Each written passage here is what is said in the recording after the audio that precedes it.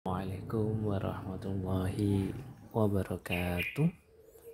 Baik, jumpa lagi para teman-teman sahabat Falakiyah. Setelah sekian lama juga saya coba untuk melanjutkan materi yang sempat saya sampaikan dulu, pengenalan interface AIDA, bagaimana kita akan membuat program Falak berbasis Android gitu ya, sehingga bisa digunakan di HP. Di pertemuan sebelumnya saya menyampaikan penggunaan layout gitu ya di AIDA ini. Mana ya, saya buka. Nah, artinya di menu main ya, bagaimana menyusun sebuah layout pada waktu itu ya. Sehingga untuk sekarang bagaimana sih kita akan memulai dan membuat layout gitu ya. Nah, di sini saya sudah menyiapkan, nah ini sudah dibuka selembar kertas ini gitu ya, bahwa UI atau user interface gitu ya, atau sebuah tampilan yang pernah saya sampaikan itu ibarat kertas putih ini. Apa yang ingin kita tampilkan di sini gitu ya. Di sini kan kita belajarnya ini belajar falak, sehingga di sini kemudian kita bisa menampilkan perhitungan tentang falak. Nah, UI ini kertas putih ini, HP ini selembar ini, kita akan membuat ini menjadi sebuah media informasi gitu ya, tentang falak atau tentang apalah yang ingin kalian buat nantinya gitu ya.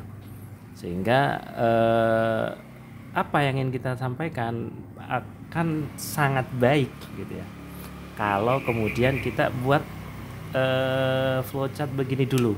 Artinya kita buat oret-oretan dalam kertas ini, apa sih yang ingin kita isi gitu ya, supaya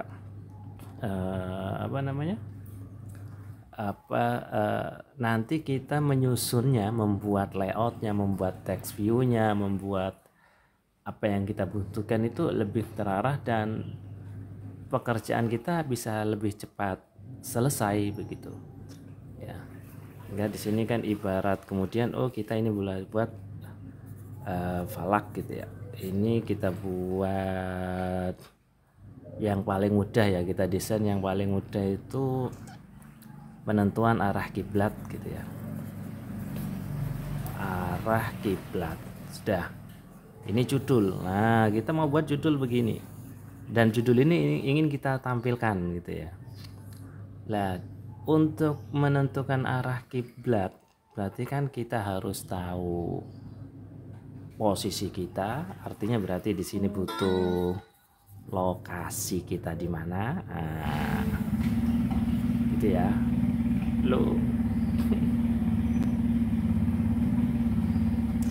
Di lokasi, maklum ini alat kita pakai HP aja gitu ya, kadang gak lama nggak dipakai jadinya tertutup. Nah, kita perjelas gitu ya, kita butuh lokasi, berarti kita buat garis begini.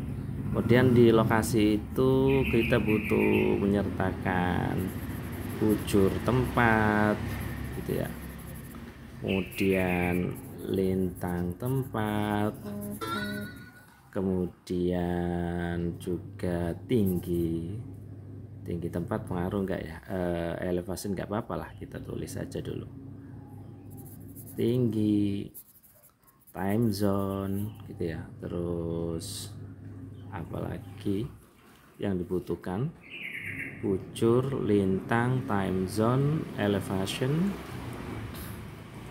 sudah kira-kira lah. Oke, begini.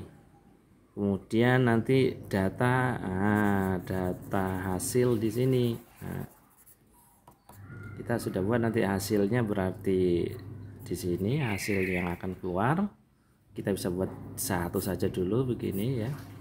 Nah, setiap garis yang saya buat ini adalah sebuah label gitu ya. Ini sebuah label, artinya saya mau menampilkan ini, saya mau menampilkan ini, saya mau menampilkan ini bujur tempat, tinggi tempat, time zone gitu ya. Nah, setiap label ini kita butuh sebuah fungsi. Kemarin kita sudah belajar tentang text view gitu ya.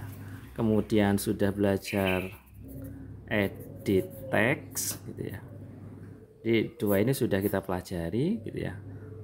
Nah, sesuatu yang tidak perlu kita edit, nah tidak perlu berubah, berarti kita hanya pakainya text view gitu ya. Berarti judul ini kita pakai label text view gitu. Kemudian lokasi ini karena berubah-ubah kita pakai edit text. Bujur tempat, lintang tempat, tinggi tempat, time zone, ini semua bisa berubah sehingga kita pakai edit text gitu ya. Satu label edit text ataupun text view kebalik gitu ya, ini hanya bisa mengisi satu nama begini ya. Kita buatnya begitu dulu aja, meskipun nanti bisa lebih gitu ya. Nah, maka setelah ini sudah kita gambar begini. Oh, saya butuh text view segi satu. Nanti di sini edit text.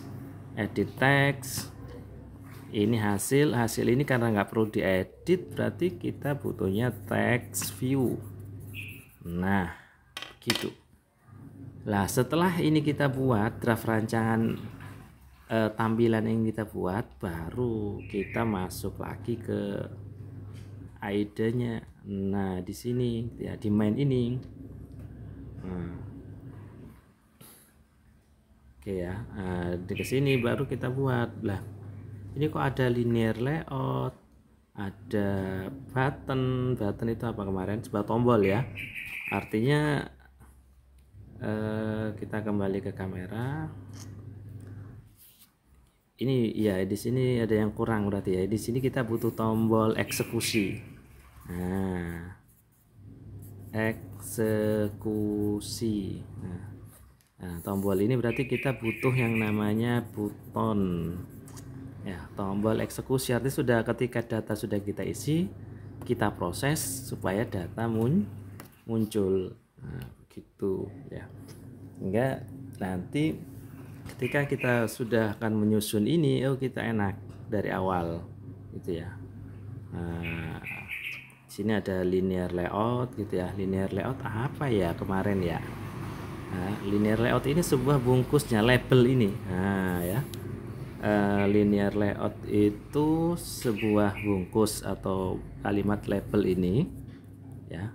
Jadi label ini kan, label ini berisi text view, label ini berisi edit tag, label ini edit tag, ini edit tag, ini juga edit tag, time zone juga edit tag, button ini juga sebuah label gitu ya. Lah, kemarin kan sudah kita sampaikan tentang label gitu ya, bahwa label ini bisa berupa linear layout, isi sebuah label, bisa relatif layout gitu ya. Apa ini nanti ya kita coba jelaskan kalau waktu sempat. Kemudian ada yang terbaru itu adalah constraint layout gitu ya. Nah, cuman kita pakai yang mudah saja ya. Yang mudah itu adalah linear layout. Jadi semua label yang akan kita gunakan di sini, ini kan sebuah label, kemudian yang isinya text view, isinya edit tag, atau isinya button, kita pakai linear layout ya. Karena linear layout itu yang lebih compatible kalau kita pakai HP. Kalau pakai yang constraint atau pakai yang relatif, ini agak kerepotan penyesuaiannya gitu ya. Karena cara menyusunnya agak butuh effort gitu ya. Sebagaimana membuat video ini pun juga butuh effort gitu ya, ternyata tidak semudah yang saya bayangkan. Kemudian nanti besok saya buat lagi, besoknya buat lagi, waktunya terlalu entah kenapa. Oke, saya rasa sekian dulu untuk video kali ini. Semoga bisa membantu memberikan pencerahan untuk kemudian teman-teman bisa membuat layout atau gambaran sendiri tanpa harus kopas gitu ya. Memang kopas lebih cepat, cuman ketika kita buat sendiri kita akan mudah untuk mengedit dan menyesuaikan dengan keinginan kita. Oke, selamat mencoba. Wassalamualaikum warahmatullahi wabarakatuh.